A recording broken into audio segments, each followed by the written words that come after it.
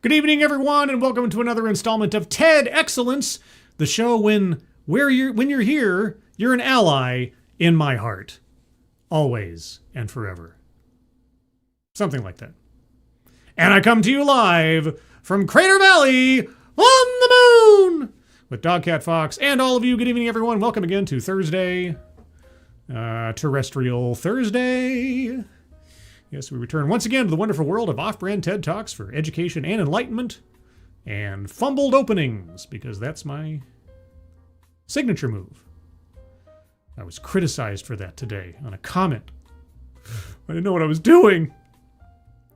I said that my occasional bumbling denotes my sincerity and authenticity, that I'm not a overproduced presenter. You be the judge. And speaking of you, who is you? Who are you? Who is we?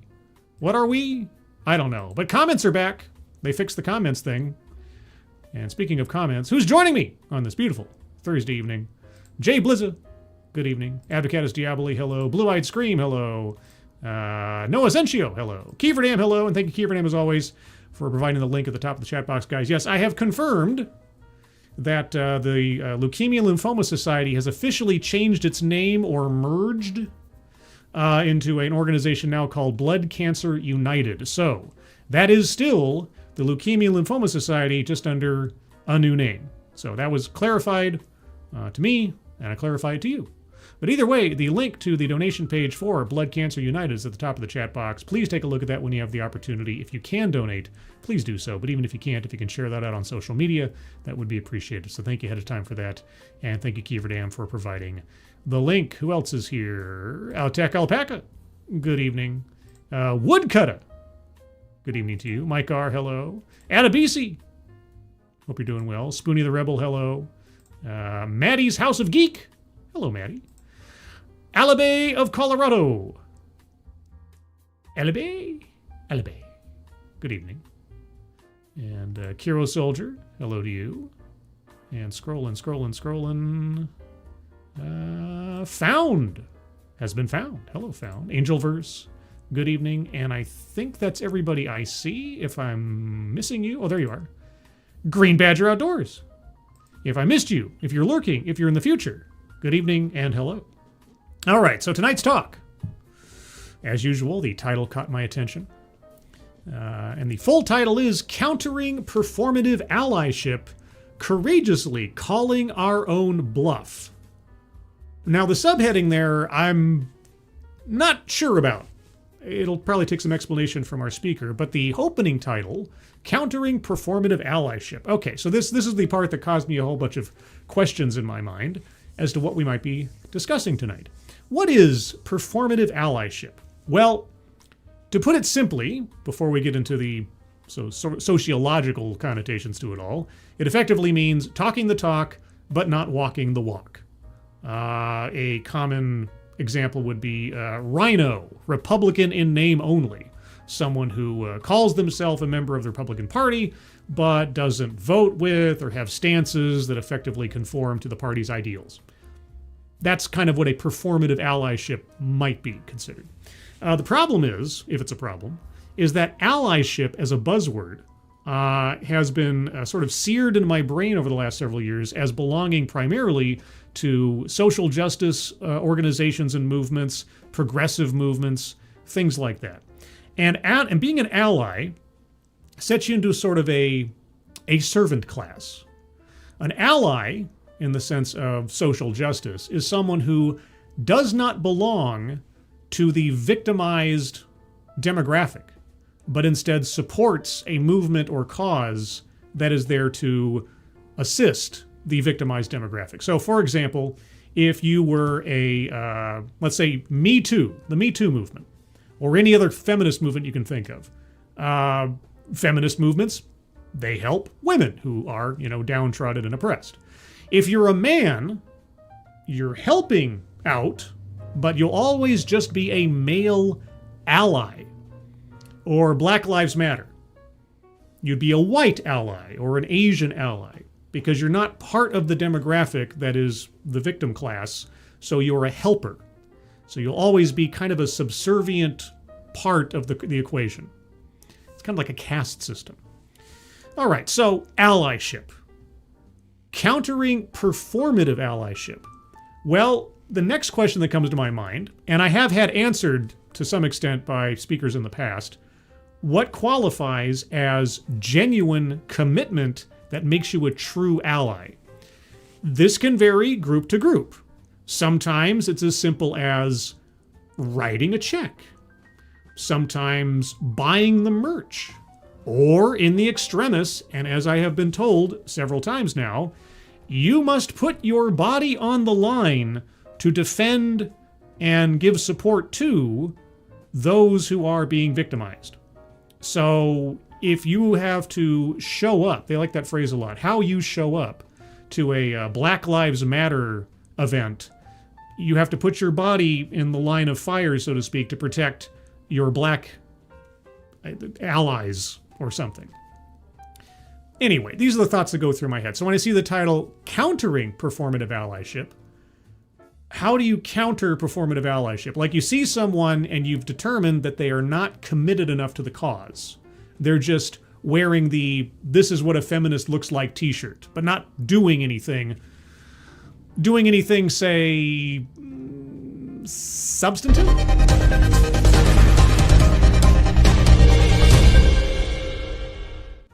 So how do you counter a performative ally? Does it mean like encouraging them to do more? Or culling them from the herd? I don't know. That's my curiosity about this one. And then of course the subheading, courageously calling our own bluff. What are you bluffing? Like with excommunication or something? I don't know. Anyway, these are the thoughts that came to my mind as I read that title, and the curiosity and the questions just overwhelmed me. So I thought, let's find out. So we're going to find out. Also, Alexander the Scourge, or Tyrannus the Lich. You counter allyship with Axis-ship.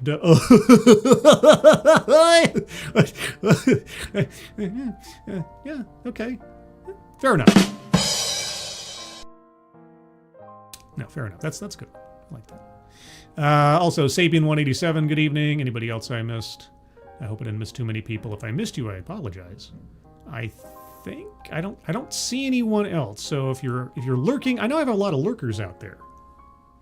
Sounds like some kind of World of Warcraft enemy or something, but yeah, so hello.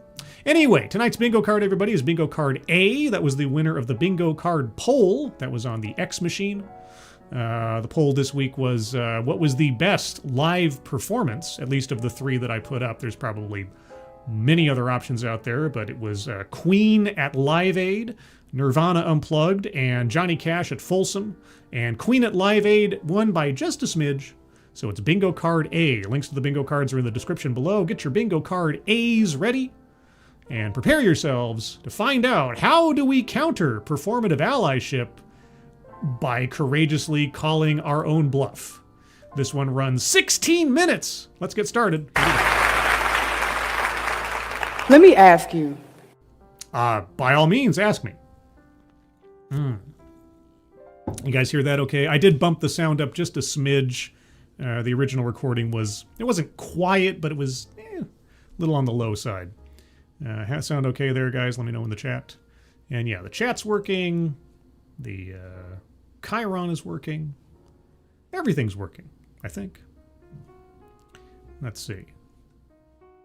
Is anybody out there? Uh-oh. When I see chat stop. Okay. There we go. Sounds good, says my car. Okay, good. Yeah, if I stop getting feedback of any kind, then I start getting worried. All right, let me ask you something. Have you been in that moment when someone says something offensive, insensitive, or harmful? Yes. Maybe even racist, ableist, or sexist?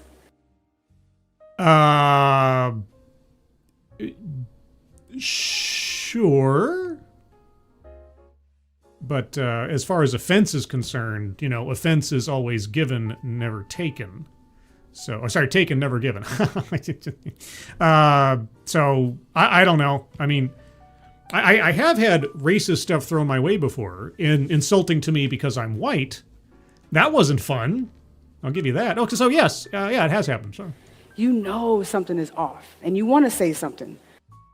Oh, you mean like if somebody says something in casual conversation and I'm not the target of it? They're probably joking. But for whatever reason, you don't. Uh-huh. That silent, awkward lingers. Someone changes the subject, and just like that, the moment passes. And I become complicit. The moment when active allyship becomes passive. And intervention is outweighed by fear and personal comfort. Or maybe it's just not worth having a confrontation with somebody over something that it's not worth arguing about. All right. I mean, is it my responsibility to go through life and every time I encounter someone that has an opinion counter to my own or different to my own, to argue with them, to shame them, name them, and try to convince them they're wrong? I don't know. I know because I've been in those moments. Really? So you're guilty as well? Matter of fact, from 3 different vantage points. Oh. Let me guess. Are these 3 different vantage points informed by your various identities? One, when I was the person harmed. Oh. She's really making use of that red circle. I'll give her that. 2, when I inflicted harm on someone else. And 3, when I sat back and did nothing as someone else was harmed. Okay, define harm. Because, again, if someone says something that offends me, I'm only offended or harmed if I choose to be. Because the only word that's actually damaging to anybody is muad'Dib, as we learned from David Lynch's Dune.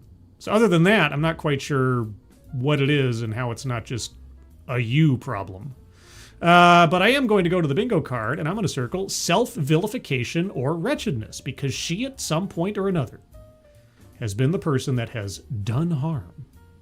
So bingo card A, remember everybody, self-vilification or wretchedness down there on the second to last row. Circle in that one. And let's remind ourselves what we're listening for on the bingo card. Remember, bingo card A, links in the description. Collectivize his own demographic. Give it a minute. Systemic or institutional? Possible. Sales pitch for product or service? Not yet. Childhood or family anecdote? Not yet. DEI philosophy? It's early yet. Plays victim? Probably not far away. Microaggressions or unconscious bias? I want to wait and see if she actually uses the phrases in some way, shape, or form, or gives a more definitive example. Because somebody who's saying something offensive does not necessarily a microaggression make, but it's possible. Privilege, contradicts own point or fails to make argument. Patriarchy, deceptive statistics, economic disparity, feminism, possible. Marginalized or marginalization, I think it's likely, but we'll see. A list, a formal list. White supremacy, possible. Word salad, we'll see. Weightless example or non sequitur. Attempt to coin new buzzword or buzz phrase. Mind reading or assumes motives. Benevolent condescension. Anecdote that probably never happened. And lastly, leaves out vital context. So far, for sure, on the board I have circled free space and self-vilification or wretchedness. So with that, let's continue. If you've been on a receiving end like me, you know it's not just one slip up or microaggression. Oh, well, hey, there you go. There you go. Microaggression or unconscious bias. Circling that on the card. This is like old school TEDx now. Oh, boy. It's a lifetime of battling and wrestling with my inner thoughts. Your inner thoughts. Again, sounds like a you problem. Should I say something? But if I do, it needs to be gentle. If I don't say anything, it'll just keep happening. But then they might think I'm too sensitive. Forget it.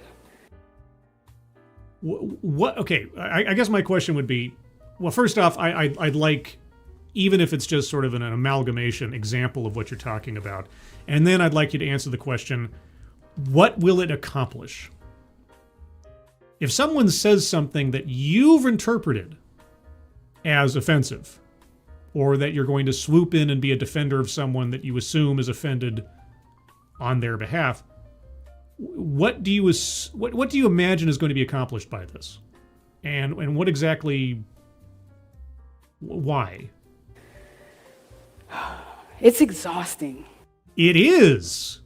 It's self-inflicted, isn't it? And worse, each uninterrupted silent moment sends a message, you're on your own, or that's not my problem. It's only your problem if you decide to make it one. Uh-oh.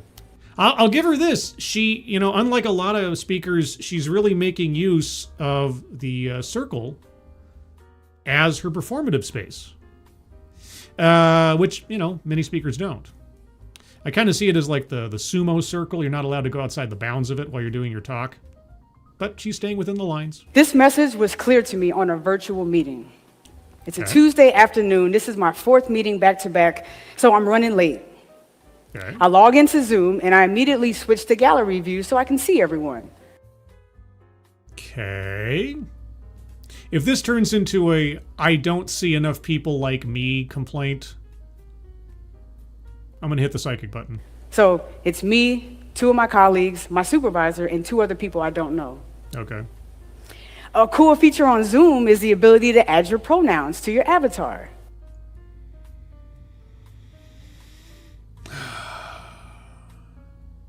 Okay.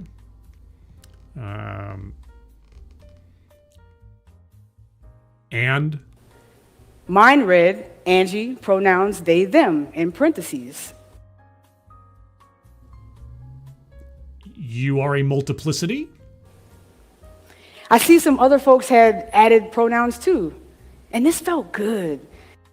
Yeah, people were conforming to your way of thinking about things. Gave you a big warm fuzzy inside, huh? Just knowing that they'd made a conscious choice to identify pronouns as important. Or they've been socially pressured into doing so and don't really care. I mean, it's always possible. Is that a mind reading assumes motives? Yeah. Circling, mind reading assumes motives. You have no idea why they put them there.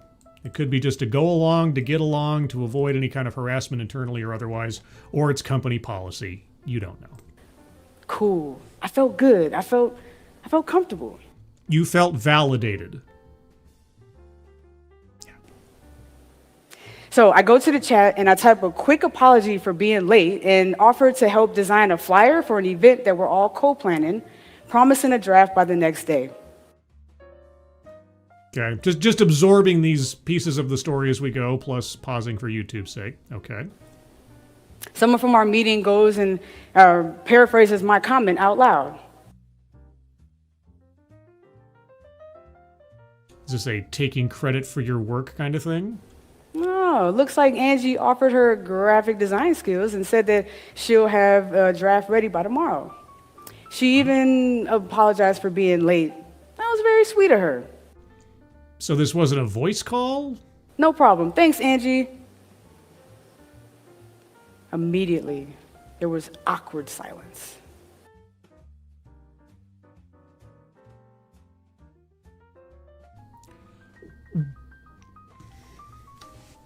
Okay.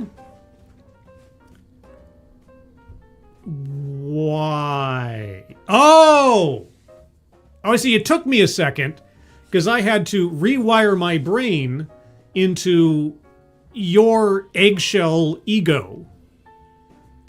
He used the wrong pronoun. Oh my God. Oh my God. You guys. Oh no. Oh no. What's going to happen? What's going to...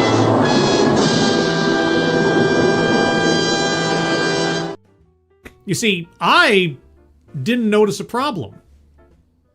I guess I'm the problem. So what did you do? Did you call them out? Did you take them to the mat? Did you rip them a new one right there? Or did you just get on with your day because it does absolutely no harm to you whatsoever? Let's find out. A heavy pause. Heavy pause. Visible discomfort, even some shifting in seats. If you say so. I wait. The waiting is the hardest part. I scanned the Zoom boxes, wondering if anyone noticed what happened or would say something, even a gentle correction. Will someone please come to my aid? I have no way of advocating for myself.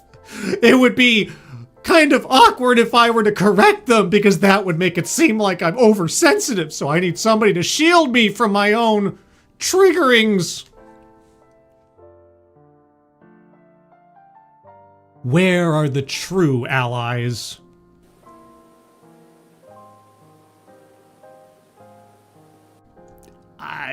Crickets? Nothing. Ah, shucks. Nobody cares enough to be your savior. Boo to the who. Not a word. The moment hung in the air, someone changed the subject, and the meeting proceeded with business as usual. Oh! Whatever would you do? How will you recover from this travesty?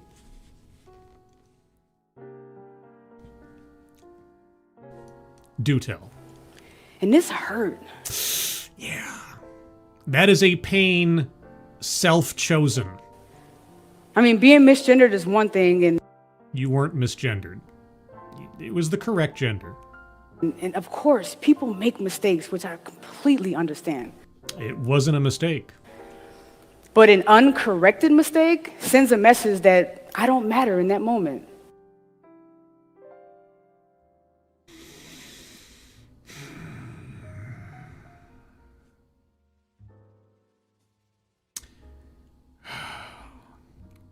We got 13 more minutes of this.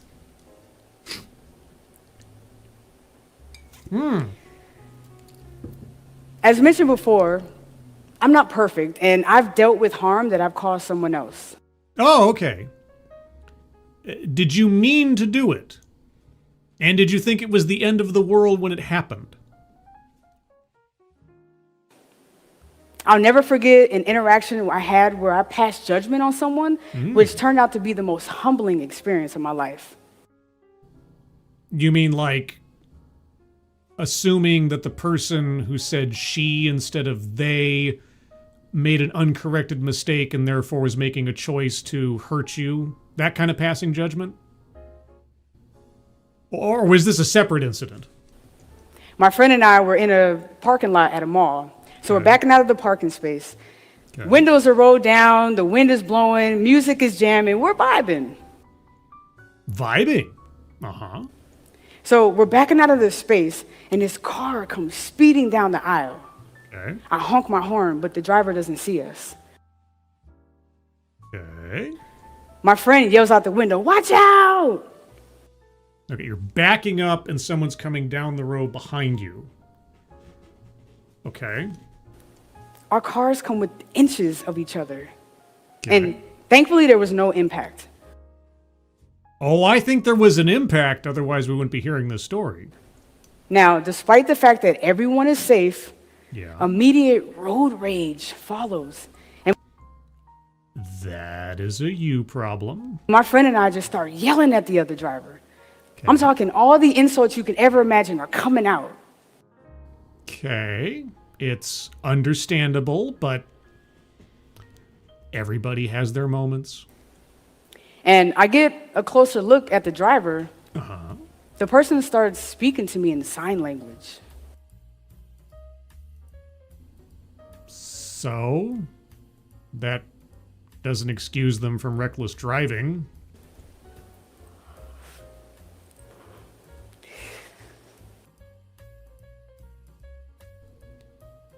Why would the driver assume that you could read ASL?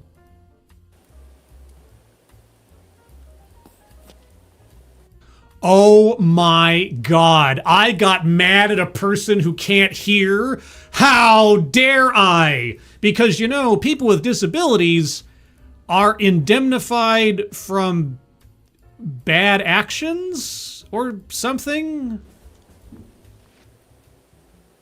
My mouth drops. What's that sign language for? I noticed what's happening. The What's other happening? driver is deaf or hard of hearing, which is probably why they didn't hear me honking my horn or us yelling at them. But they should have seen that you were backing up. So that's still on them if they were speeding down the parking lot without paying attention to...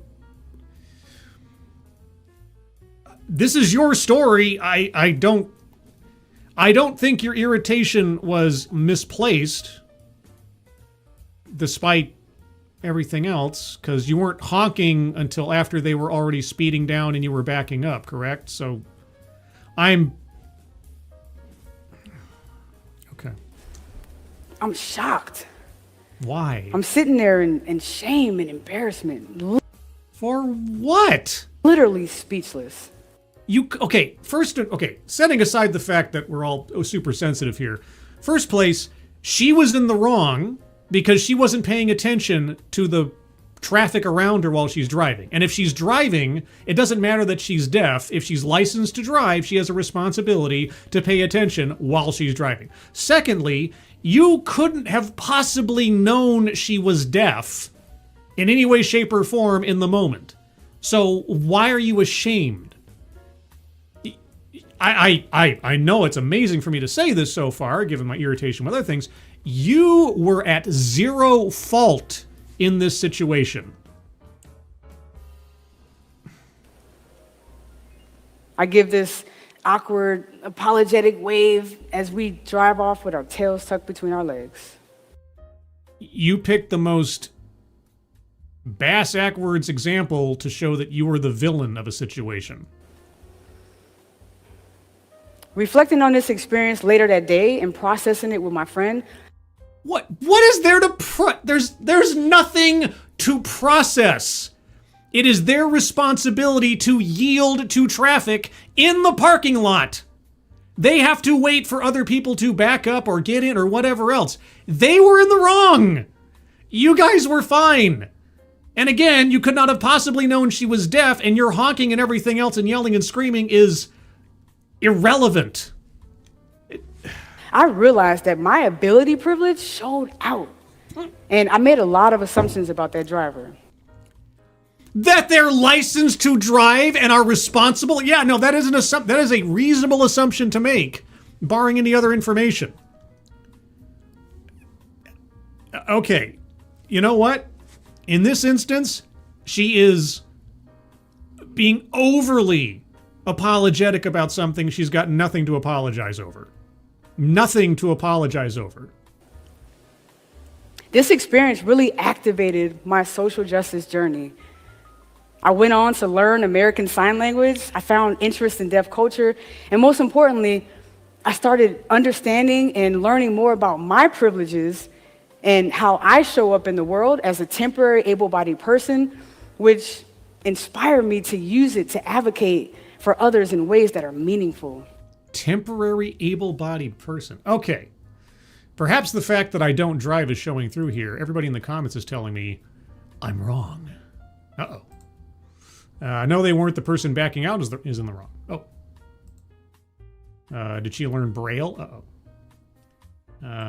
Let's see. No, they were total fault. They were backing out of a spot and the other person at the right of way. Is that how that works? This is why I don't drive.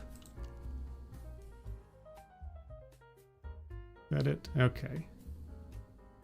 Okay, well, Advocata says that it was the backer-uppers that are at fault. Is that true? Jay Blizzard. You are wrong, Scribe. Okay, well, I must be wearing orthopedic shoes because I stand corrected. All right. She was in the wrong. I came to her defense. I was trying to be a good ally. Okay. So, she was in the wrong. So, she had no reason to be yelling and screaming in the first place, but the whole deaf thing is still not something she could have known. So, there you go. Okay. I apologize. I will correct the record. She was the jerk. I was trying to be nice. My instincts were to say, hey, shouldn't the other person be watching out for like brake lights and backup lights and things and stuff before they're zooming down the parking lot? But okay, fair enough. All right. Well, I was attempting to be understanding. It's my overemphasized empathy. But okay. So our speaker was in the wrong. She got all angry, and she didn't acknowledge her own fault in the situation. She placed the initial problem on the driver speeding through the parking lot. And then she felt ashamed for yelling and screaming. Not for not paying attention, but for not knowing the person was deaf. Okay. All right. I hope I have adequately corrected the record. And I have shown my ignorance. Anyway, you were saying what now about things and stuff? You decided to atone for your sin of not knowing someone was deaf by learning American Sign Language and immersing yourself in deaf culture. Seems a bit of an overextension, but whatever floats your boat, I guess. Which inspired me to use it to advocate for others in ways that are meaningful. Okay, if you say so. Also, Angelverse, thank you so much for the presenting of a bone. Dogcat Fox. Oh, Dogcat Fox. Wowie. Wow. Wow. Ooh, that's a your boy Pat Dogcat Fox and also a Dogcat Fox. It is Dogcat Fox. How are you, Dogcat Fox? Are you having a good and productive evening? Wowie, wow, wow. I know. I was wrong. I said something that was incorrect because I'm an idiot. I'm not a driver. Wowie, wow, wow. Yeah, I know. This is why I don't drive. Because I don't know what the hell's going on. Wowie, wow, wow. Yeah, I know. Okay. You're just... Okay. I've confessed. You don't need to rub it in. Wow, wow. That's... No, I know. Okay. I know. Just go back to your guard duties or whatever. Play with your friend. Your friend. The friend I have yet to reveal. Still working on the friend. Anyway. Okay. Hope I've made my penance for sounding like an idiot. Which wouldn't be the first time. Oh, right. Yeah, the position on the rug is her telling her different stories where she was the victim, she was the villain, and then she did nothing. So now we're going to get the do nothing story? Circling back to awkward silences and not knowing what to do. Okay. I was that person that froze in the moment. Do tell. I remember being a participant in a workshop. A participant in a workshop. Okay. And the facilitator was using a handheld microphone to welcome everyone. The person then passes the mic around to other participants to introduce themselves. I'm trying to imagine ahead of time how this is going to turn into a problem. Was there someone without any hands and you didn't say anything, or someone with anxiety or something? One person says, I don't need a mic. I have a pretty loud voice and I can project. Odd, but okay. The person sets the mic down and proceeds to introduce themselves. Okay. I noticed a person in the back of the room leaning forward and squinting their eyes, whispering to the neighbor, I can't really hear. Okay. 2 more participants spoke after that, and the introductions continued without a microphone. Uh-huh. I felt bad for that person. So what? And I knew I should have spoken up. I wanted to say something. I really did. I didn't know what to say or how to address the situation. It's not your responsibility to. If this person can't hear the guy, she should have said, hey, can you speak up? What? You are not everyone's savior. And thinking more about it, I admitted to myself that I was selfish in that moment because all I can think about was how to preserve my fear of speaking up. You know, because maintaining the status quo and social norms of politeness, it's easier.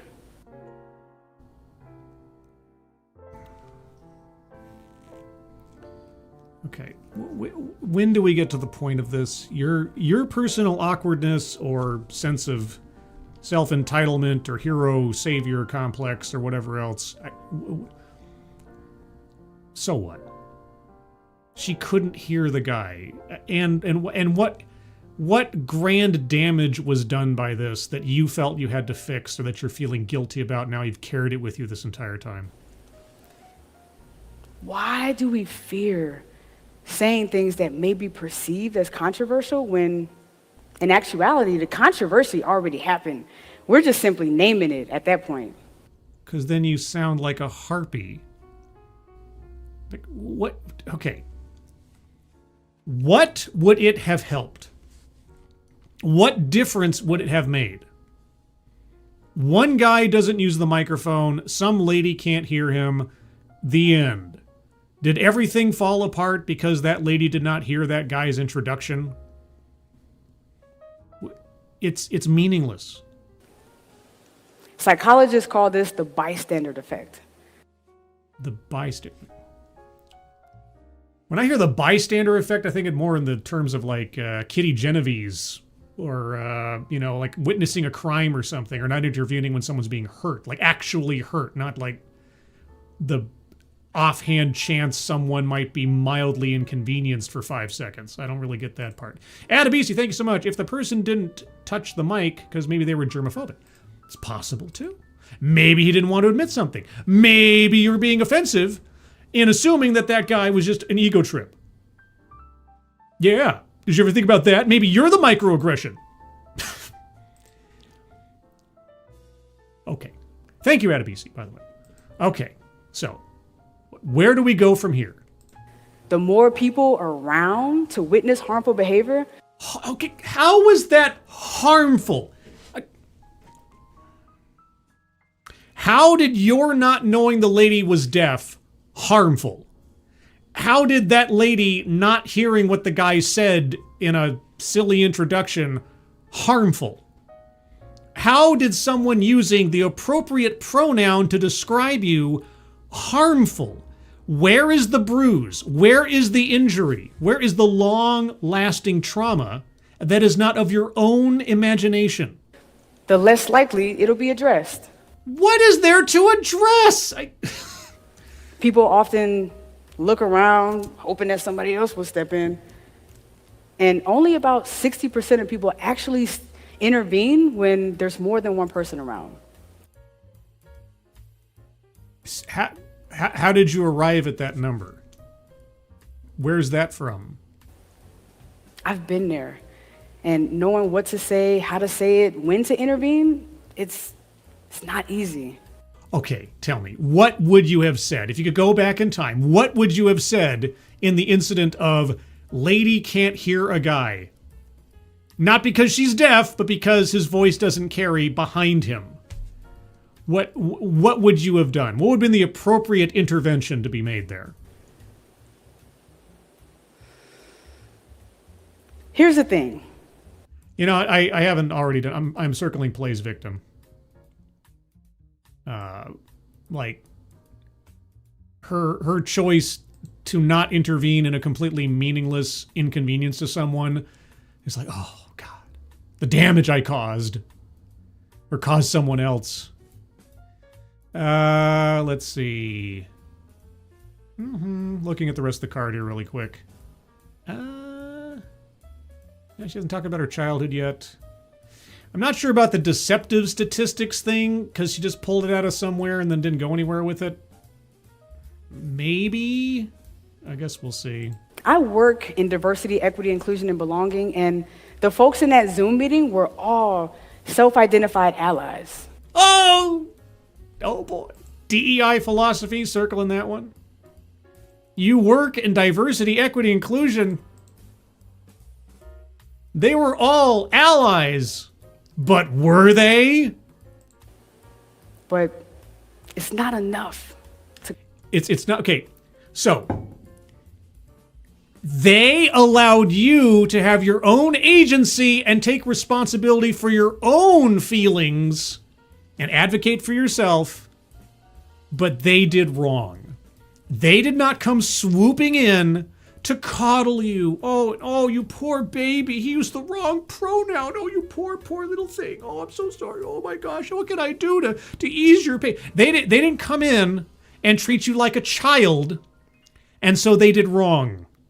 They were not really allies.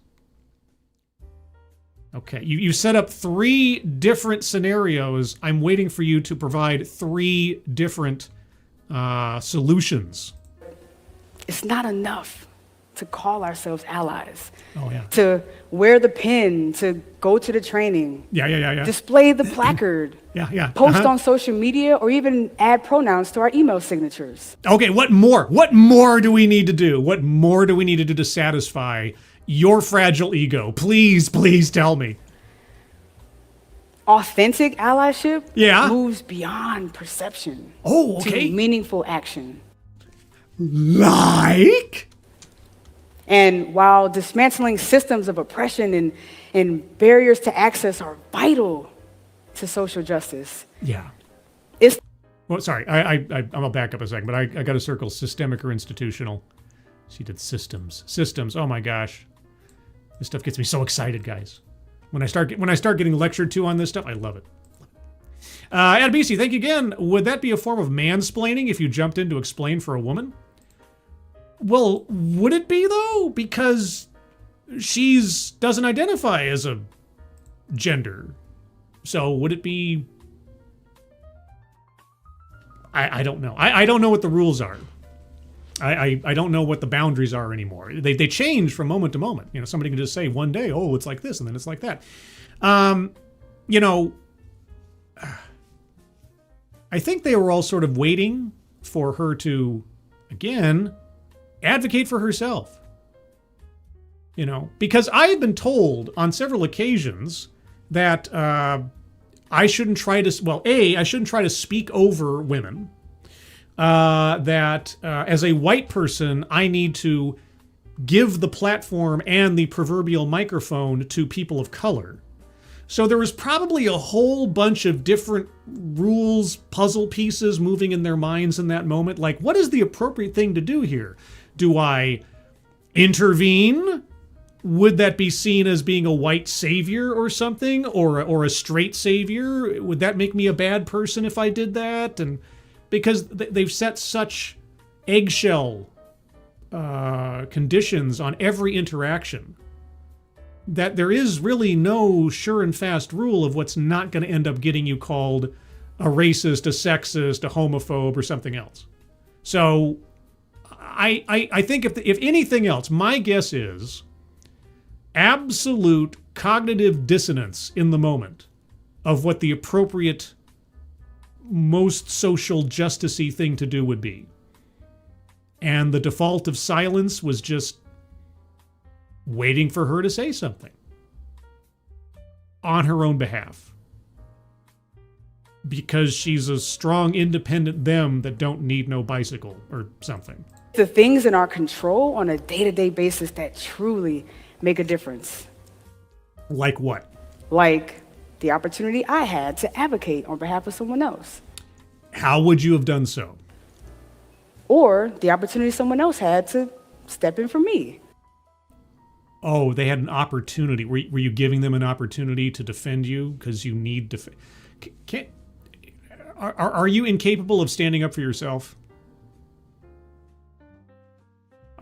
Speaking for yourself? Do you need someone to come in and save you? Are you damseling yourself constantly? If we claim allyship over here and stand behind certain ideologies and movements, yet remain neutral in real life situations of harm, then it's simply performative. Well, what are you going to do? The title of your talk seems to promise that you're going to offer some kind of solution, so what would you say be done? In that situation where everybody on the Zoom call was not like swooping into your defense, what should you have done? And nobody wants to perform. I love performing in various different definitions of the word. Well, unless you're like me and you love to dance.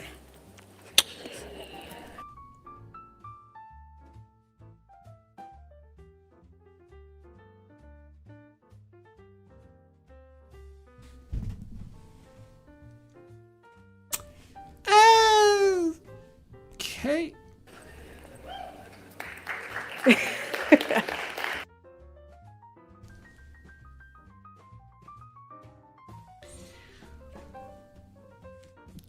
Sure. Look, I'm challenging everyone, including myself, Oh, I love a challenge. to call our own bluff when we claim to be allies or supporters of marginalized communities by ensuring that our actions align with what we say truly matters. Okay, marginalized marginalization, circling that one on the board. Good gravy. Oh, you know, I didn't really click before. When she gave us her 3 different positions on the circle, that is a list. That's a list of various interactions. I'm sure somebody in the chat said at the time, and I got by me, so there you go. Benevolent condescension, we've been there already. I'm not circling leaves out vital context yet because I'm still waiting for her. She's got 6 minutes to give us some solutions. Okay. Yeah, we'll leave it there for now. So far on the card, again, this is bingo card A. We have circled thus far: systemic or institutional, DEI philosophy, plays victim, microaggressions or unconscious bias, free space, marginalized marginalization, a list, self-vilification or wretchedness, mind reading assumes motives, and benevolent condescension. We're on the edge maybe of a couple other circles, depending, but we'll wait and see. So there we go. Look, most people are good people and have good intentions, But the road to hell. but it can't stop there. Okay, what more could I do? We have to move away from allyship as a title or an identity and focus more on the action behind it. Okay, how may I more effectively serve you? And I recognize the action is the hardest part. I was told by Tom Petty that the waiting is the hardest part. But the key ingredient here is courage. Courage? Oh, I'm rough and I'm tough. Oh, I'm rough courage. Yeah. It takes courage to act in those fearful moments, Does it take courageous conversations? Is Glenn Singleton far behind? to disrupt the harm instead of leaving it for someone else. And most importantly, to say the hard thing and do the hard thing when it matters the most. What was the hard thing to say in the microphone incident? Whew. If you're feeling a little amped up and maybe inspired and thinking to yourself, like, okay, yeah, I can do that. I mean, I'm amped up to a degree in anticipation of a point, but other than that, I don't know what you're talking about yet. Give me some examples. What would be the appropriate amount of allyship to satisfy your demands? But wait, how do I do it? Yeah, specificity's a thing. Don't worry, I got you. Oh, boy howdy. First, notice what's happening in those silent moments and ask yourself, am I really showing up or hoping to be perceived as someone who would? Showing up. It's a small thing, but I'm going to take a minor victory lap.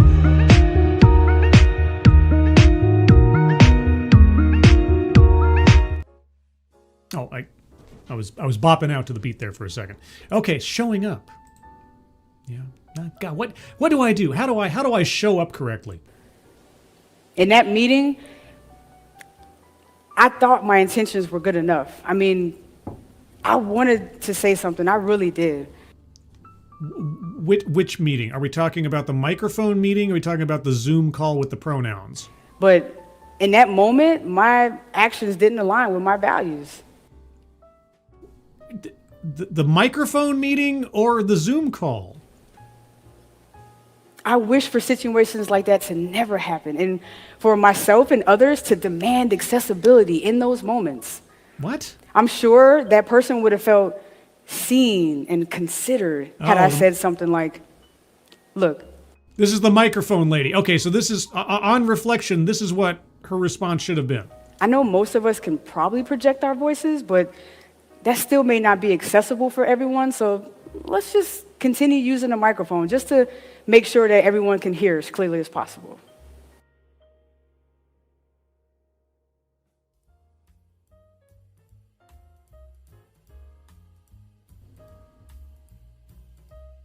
So you're going to interrupt the introductions to make that little speech. Because presumably at this point he's in the middle of his introduction and probably almost done when you decide you're going to do that. Okay. And I don't recall, was she leading this group or she just happened to be attending this microphone session? I thought she was just another member of the audience. I guarantee you that person would have felt a heavy weight lifted off their shoulders. The heavy weight of not hearing one guy say, "Hi, my name is Michael, and I did..."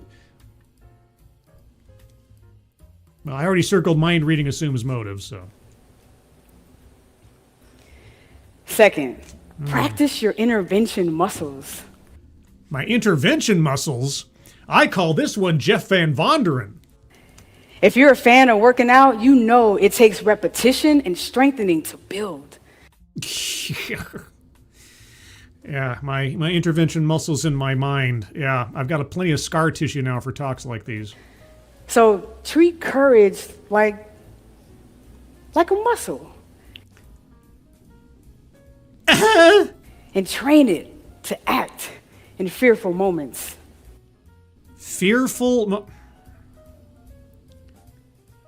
Okay, what? None of the moments you have brought up so far are fearful moments unless you're an absolute wussy. Someone used the wrong pronoun. You didn't know that someone was deaf. Someone couldn't hear as well as everybody else behind you, not because they were deaf, but because somebody else decided they... Like, boy, you know, if those are fearful moments, I can't even imagine what happens to you in an actual tense situation. I dream of a world where the moment I'm misgendered, someone says, hey, quick correction, Angie uses they, them pronouns. I dream of a world where everyone is going to cater to my ego all the time. They will defend me against the harm of the wrong referential pronoun, which is the correct referential pronoun, but the wrong one I've chosen for myself to operate outside of English language and observable reality. Someday, everyone will cater themselves and their perceptions to my demands. And what a day that will be. That's it. That's it? That's it. Everybody turning themselves around and in circles to service your self-esteem. Yeah. Do you know how life-changing that would be? Oh, I can imagine. Yeah, if you were the center of the universe, I can imagine how life-changing that would be for me. To be seen for who I am and not by the assumptions that people make. It's not an assumption. You are female. And before I ruffle any feathers... It's all right. I'm not much of a chicken. I just want to be clear that it's not only about pronouns. You sure make it sound like it. I'm using this as an example because it's my experience. Yeah, hold that thought for a second. Your universe is not my universe. Your demands for conformity to your perspective is not my demand. You're a she because you're a female. You can demand as much as you want that people refer to you as they, them. And if they choose to do so, that's on them. And them isn't the appropriate pronoun in that instance. If someone wants to refer to you in that wise, okay. But you can't make me do it if I don't wanna. But I'm sure most of you, if not all, have experienced some type of harm or witnessed someone else being mistreated, which an active intervention muscle would be impactful here. If I've seen someone being actually mistreated, like insulted to their face kind of thing, in some bullyish way or something, yes, I have intervened before. If you have some bigger person getting down on some smaller person or a weaker person, or being just an absolute abject bully for no particular reason, yeah, it's been called out before. I had it called out on my behalf before. I was working at the video store way back in the olden days when they had video stores, and there was a customer that was going absolutely ballistic over the fact that we had a particular movie on the shelf where children might see it. The box, not the movie itself, but just the box. And he was just reading me the riot act. And I, being the calm, cool professional that I was, and to some extent still am, I was just kind of nodding and smiling because this guy was just absolutely off his rocker. And customers around him told him to cool it, while I remained calm. Yeah, I've seen it happen. And sometimes it's justified. The examples you've brought up so far don't even rise to halfway of that level.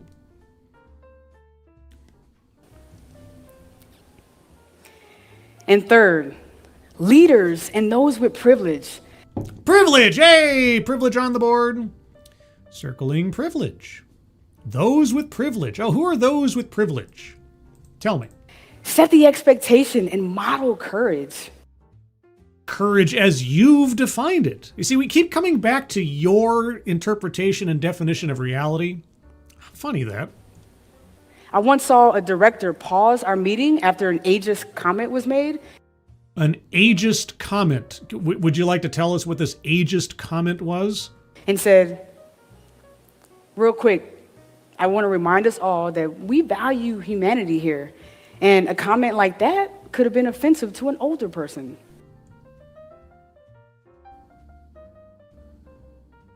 You're not going to tell us what the comment was, are you? It could have been offensive to an older person. I bet you older people probably have much thicker skin than that person, whoever they were, that director was assuming. But I guess that's just the mentality now. Not only did that ground our team and refocus our values, but it helped. It also infantilized everyone in the room, which is kind of ironic when you think that the whole thing was about ageism. Helped to shape the culture that we were trying to build. Mm-hmm. Where everybody's walking on eggshells, is super sensitive, and assumes everybody is some kind of popsicle stick, sandcastle strength individual. Okay. Let's fantasize. Jeez.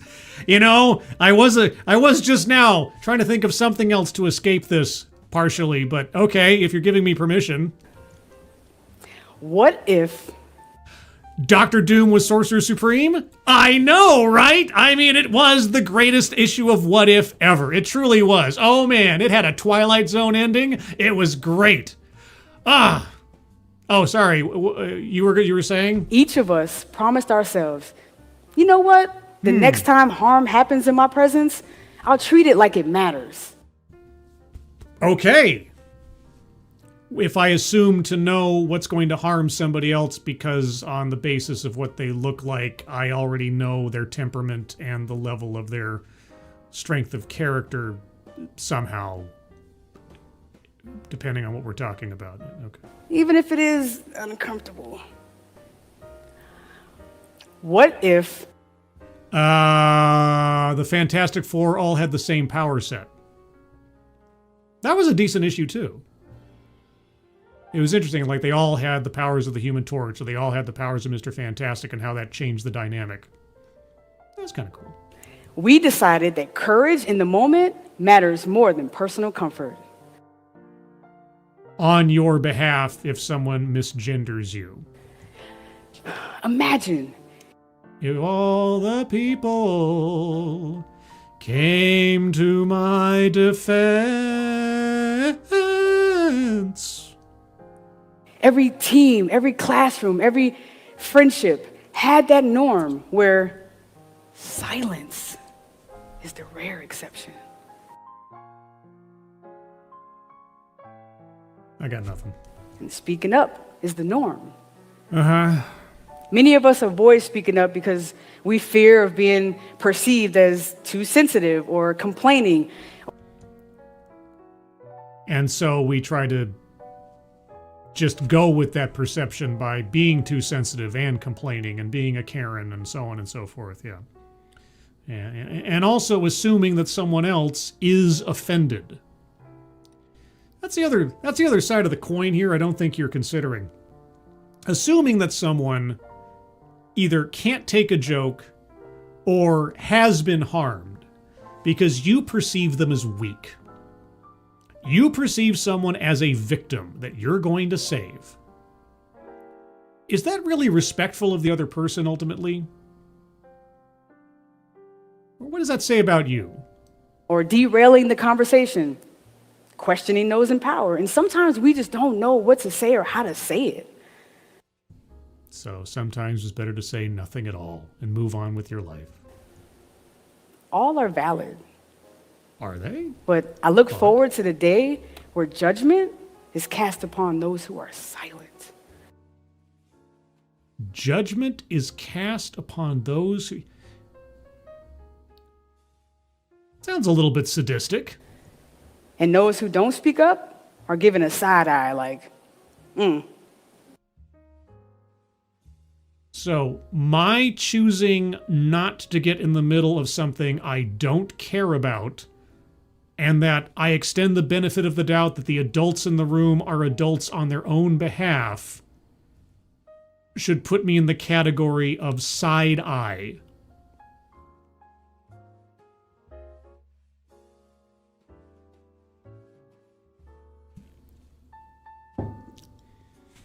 Okay. I'll keep that in mind. Well, you see, you don't have to look forward to the day because you're already doing it. I mean, you are the change you'd like to see, right? So every time someone does not behave in the way that you deem appropriate from your lofty perspective, you can give them the side eye all you want. And feel good about yourself, that you're superior. Because you know better. You have a more golden value set than everybody else. by calling our own bluff on the things that we say we care about, we can make courage contagious. Yeah. Do I need to wear a mask for that? And if it can be transmitted through the air, this will be the rare exception where I would encourage everyone to cough on each other.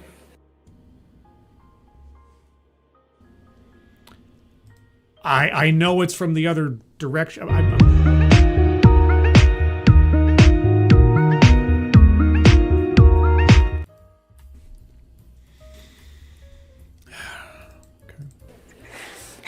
Spread courageous germs, y'all.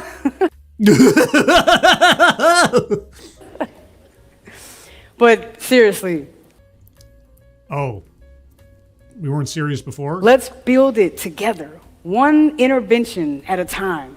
Jeff Van Vonderen? And when you feel yourself shying away from those moments, speak up.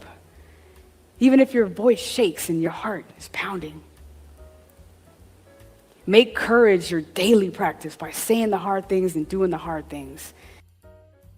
Like standing up for helpless little old you? It's time to move from passive allyship to courageous, active intervention in the moments that count. Let's go.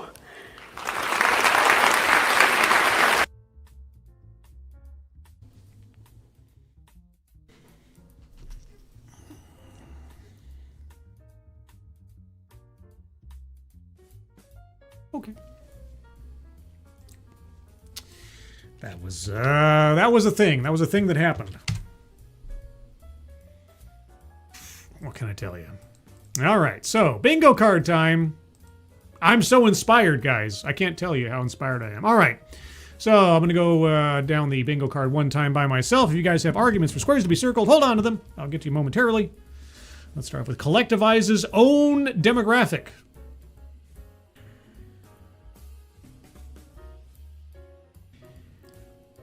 I don't recall that she did. No. Not that I recall. No instance of as a fill in the blank with particular identity or something. I don't recall that, so. Sales pitch for product or service. No, she mentioned that she's been in DEI work for a long time, but didn't mention like a consulting firm or didn't really dwell on anything in particular. Childhood family anecdote. Surprisingly enough, no stories from her past. Or past childhood at least. Contradicts own point, fails to make argument. Yeah. As in, she failed to convince me of whatever the heck, because kept going backwards on herself. Patriarchy. You know, never really dwelt on gender or male presence, let's say. Deceptive statistics. Okay, she brought up this 60% of people don't intervene, etc. when they should. It's a statistic. The question is it deceptive in some way? And she didn't give a citation. That's not necessarily deceptive, I guess, depending on what we're talking about. Here's a question. And I'll leave the other square blank on this question for you guys that might say deceptive statistic simply because you said it's a statistic. In the absence of further context or information, is it as much a deceptive statistic as it is a weightless example or non sequitur? I think it could be the other and not the one, because I don't know. Let me know what you think. Economic disparity. I mean, she mentioned privilege, but she didn't talk about economics in particular. She talked about the jobs that she'd had and so on, but she never talked about like class or anything like that. Feminism. Again, she didn't really dwell on any particular gender dynamic in the talk. Was very neutral in that regard. White supremacy, surprisingly enough, didn't talk about race. Word salad, yes, because she kept saying things over and over and repeating the same concepts and not really going anywhere. And yeah, I'd say there was plenty of word salad there. Weightless example, non sequitur. My vote would be for her statistic thing. There's probably a couple others in there. Honestly, the deaf lady one is pretty weightless to the whole thing. The microphone one felt pretty weightless. You guys tell me. Attempt to coin new buzzword or buzz phrase. I'm leaning towards let's make courage contagious. But I'll leave it. Do you think that she honed in on that one enough to qualify? Let me know. Anecdote that probably never happened. You know, I could believe that all the scenarios she brought up actually happened because they're just so mundane and petty enough that I could believe that she decided to take these things and burn them into her brain. None of them sounded out of the ordinary or something. So, and lastly, leaves out vital context. Okay, well, she did circle back around and give an example of what she might have said in the microphone incident. So I guess, but I don't know. What kind of vital context was I looking for otherwise? I don't know. Maybe my brain's a little jellified now. I don't know. Either way, that's the card as I have it. We're right on the cusp of a couple of bingos, depending on how things go. You let me know what you think in the comments. If you got an argument for a square to be circled, put it in the chat now. If I miss it, please just repost it. I'll scroll up a little bit, but I'm not scrolling far. Let's see. Advocatus Diaboli, Scribely, deceptive statistics, not because she made it up, but because she compared it to when only one person was a bystander, which could only be 100% or 0% intervene. Did she say when one person is a bystander? You compared it. Well, she said that 60% of people don't intervene when they have the opportunity, right? So that doesn't necessarily mean it's specific to a one-person scenario. It just means that when polled, 60% of people said they generally don't, that kind of thing. Maybe I'm misunderstanding. Give me another shot at that one. Okay, new buzzword, intervention muscles. She even performed it a few times. Oh, credit to Frank Hubbard. Oh, okay. Well, I was thinking like make courage contagious, make courage a muscle, or intervention muscles. There's a couple in there. Okay. She collectivized allies. I'm looking for demographic. I'm looking if she said, as a non-binary person of color or something, or as a black woman or something. If she said something like that more directly, then maybe, but I didn't hear that. Intervention muscles. Whether it's intervention muscles or make courage courageous or courageous contagious, courageous contagious. Anyway, either way, she was trying to push a couple of ideas there. One, the other, or both. So, attempt to coin new buzzword, buzz phrase. I'll give you that one. No, she said 60% when more than one, and when it is one, it can only be 100% or 0%.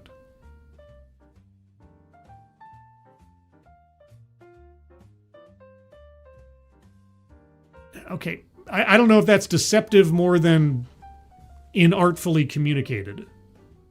Or, admittedly, I'm not a math major, so maybe I'm really misunderstanding something here. I thought that she was basically saying that 60% of people do not intervene when they get into a situation where they're confronted with something that they would think otherwise to intervene on. I didn't get that she was comparing one to... Maybe I'm just brain dead here. Or maybe I need somebody else to give it another shot or something. Thank you, Advocatus Diaboli. Okay. There you go. Contagious conversations. Yes. That's the sequel to Glenn Singleton's program of Courageous Conversations. Or maybe that's her version of it. Contagious Conversations. All right. Any other arguments for squares to be circled? Put in the chat now. And Advocatus, I'm not trying to be, intentionally obstinate here or something. Maybe it just doesn't click in with me what you're trying to say. Because I took it as she was quoting some statistic that said that out of, 60% of people, generally speaking, won't or do not or shy away from getting involved in things that they see as awkward or whatever. Okay, we'll try one more time. Her point was the more bystanders, the fewer people intervene. But when one person is a bystander, 0% intervening is possible.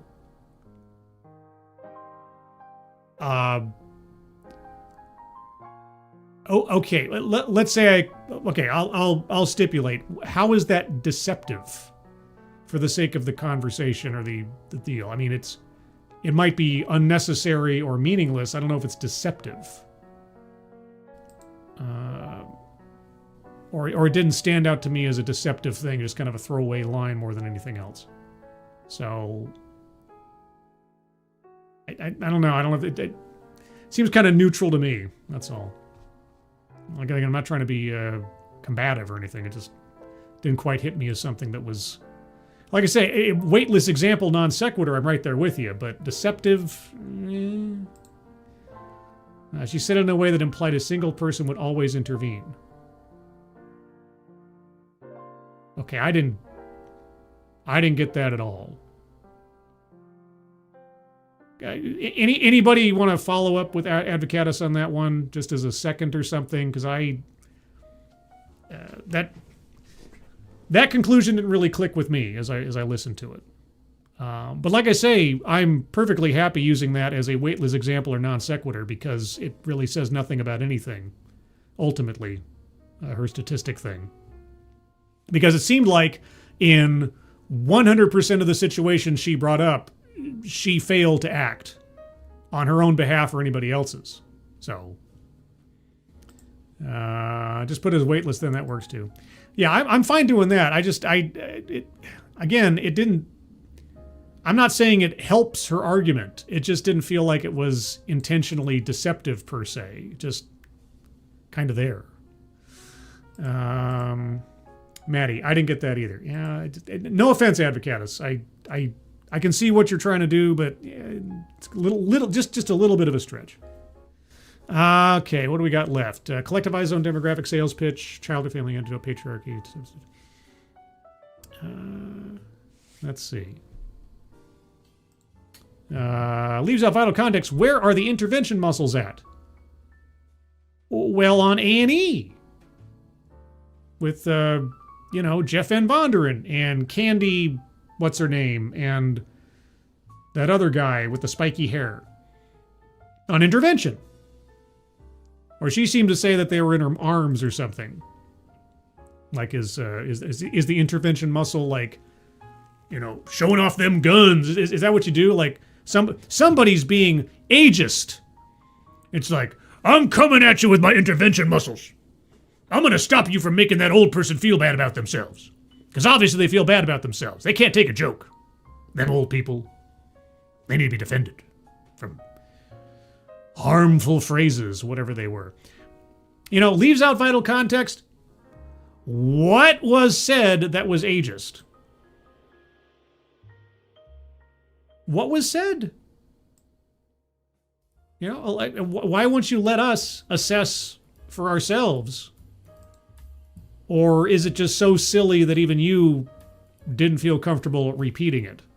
Not because you'd be offending somebody, but because anybody with half a brain wouldn't see that as something worth bothering about. Do we believe the whole Mike story actually happened? See, this is the problem with these.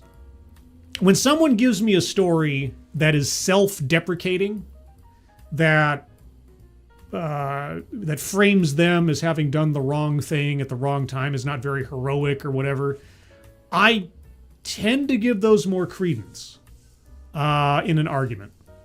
That somebody behind her said, I can't hear him, and then she didn't do anything, and years after the fact, she's like still traumatized by this, and then has to like Monday morning quarterback her way around her sense of guilt. It doesn't make it sound like a perfect story that holds her up, So I could believe something like that happened. It didn't sound like one, amazingly enough, given our speaker's temperament and everything else, it didn't sound like a story that put her in a perfect light in her own circumstance. And again, also self-vilified or retchified her. So, yeah, it didn't feel like that kind of story, like, my 5-year-old walked in the room the other day and asked, Mother, what are we to do about the violence in the Middle East? That kind of thing. Yeah, I mean, she brought up all these, like, silly little stories of her interactions with harm. I could believe she has a long catalog in her mind of such events. So, the left one is named Alcoholic and the right one is named Anonymous. I'll give you 12 steps with 10 knuckles. Yeah. All right. Any other arguments for squares to be circled? And of course, if you come up with an argument after the show has aired, you can always put it in the chat, the comments, or you can put it over on the Discord server. Guys, do you know I have a Discord server? It's true. I have a Discord server. We even had like 2 or 3 new people join the Discord server in the last few days, which is really cool. Because it's kind of a rare event now. Nearly everybody who's, everybody who's got or who's been watching the show is pretty much a member now if you want to be. Link to the Discord server is in the chat box right now. Click on that link. You'll find yourself on the landing channel called Say Hello. And in addition to saying hello, you just have to say the secret word. The secret word will tell me that you actually watched the stream, are not a bot, and have thus earned the right, the privilege, the entitlement to join the Discord server. Today's secret word is contagious. Just say hello, contagious, and I'll know that you watched this show and no other. Let's see. Oh, and also, Meh was here. Bye, Meh. Night. Let's see. Programming note, Monday, 12:30 Pacific, 3:30 p.m. Eastern Time will be the next episode of DEI Death Watch, where we'll take a look at the latest news in the wonderful world of diversity, equity, and inclusion. I shut down my computer last night too soon, because about 20 minutes after I shut down my computer and got ready for bed, there was this speech by the mayor of Minneapolis on a recent shooting there. And he said something so ridiculous, I was like, I should get on the air and talk about this. But I didn't. Wish I had. Would have been nice. But I have those impulses lately with everything that's going on. So it is entirely possible that tomorrow or the next day, something may happen and I might give in to that urge. So if that happens to be the case, be sure to follow me on X. I'll get this right eventually. Down there, scribe_light, and also on the Discord server. So it might be an ambush stream or something else going on. A little bit of minor confession time. Not that I'm digging holes or something. I'm still trying to figure out. It's been a rough couple of months, as you guys know. It's also the winter time, which I didn't really acknowledge until the other day that, I'm always really kind of down and deflated and such during the winter months, winter blues and so on. That combined with recent events in my family, I've been kind of introspective lately about my channel and what I want to do with it and so on and so forth. So I apologize if I've come across as a little off lately or maybe not as active. I've just been sort of very introspective of late. And I promise I'll figure something out soon. But I didn't want to go on without at least acknowledging that for the sake of anybody who might have noticed, or just on the off chance you were curious. I don't know. Or for just voicing it for myself to get it out there. But working through some stuff. Doing my best. It's all we can do, right? Bit by bit, day by day. Anyway, confession time over, and so is the show. So with that, everybody, thank you so much for joining me. Moderators, thank you for keeping an eye on things, even though everyone here is so well behaved. You have very little to do. Everybody who donated either to myself or to the chat box, the donation thing at the top of the chat box. It's over there, I think. Is that direction? Yeah, that direction. One Direction. That's through the Blood Cancer United organization. That is the new name of Leukemia and Lymphoma Society. If you have donated there, please, if you have donated, thank you so much for donating if you did, but even if you didn't, if you can share that out on social media, that would be appreciated. Thank you guys so much for your generosity on that one. With that, and all that being said, everyone, I hope you have a good rest of your evening. I hope you have a good Friday ahead of you, a good weekend as well. I hope you're all safe and well. If you're not well, please get well soon, and I will see you on the next one. Take care. Bye-bye.